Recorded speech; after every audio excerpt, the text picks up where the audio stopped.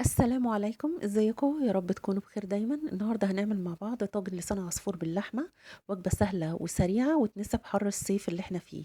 لايك وسبسكرايب للقناه ويلا بينا نبدا.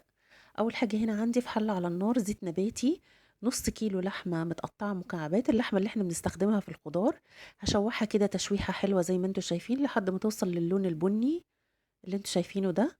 وبعدين هضيف 2 حبهان 2 ورق لورا واشوحهم مع بعض، واضيف ميه واسيب اللحمه لحد ما تستوي خالص وتتسلق.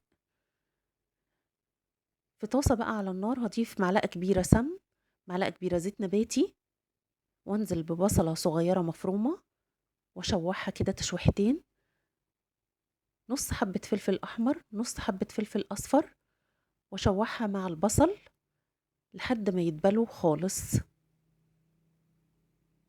بعدين بقى التوابل: معلقه صغيره فلفل اسود، معلقه صغيره 7 بهارات، معلقه صغيره بهارات لحم، ونص معلقة صغيرة توم بودرة، بصل بودرة، معلقة صغيرة بابريكا، ومعلقة صغيرة من المرقة الفورية. لو مفيش مرقة فورية بنستخدم مكعب مرق.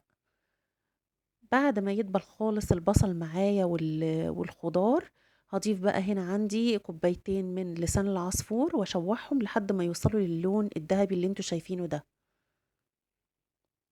في الوقت ده بقى عندي هتكون اللحمة استوت خالص. هبتدي بقى ان انا اضيفها للسان العصفور اللي عندي، هي وبقايا هيكون في صوص كده نازل من اللحمة، هضيفه مع لسان العصفور، هيدي طعم في منتهى الجمال. رشة ملح بقى لان انا ما كنتش حاطة ملح، طبعا ناخد بالنا لان في مرقة. وبعدين هضيف مية توصل لحد مستوى لسان العصفور، واغطيها بورق فويل وادخلها فرن 180 درجة. هتقعد معايا من ساعة الا ربع لساعة على حسب الفرن عندي. وبعدين هتطلع بالشكل ده تحفة مستوية، لسان العصفور مفلفل واللحمة طعمها جميل جدا. بس كده وبألف هنا، واشوفكم الوصفة الجاية.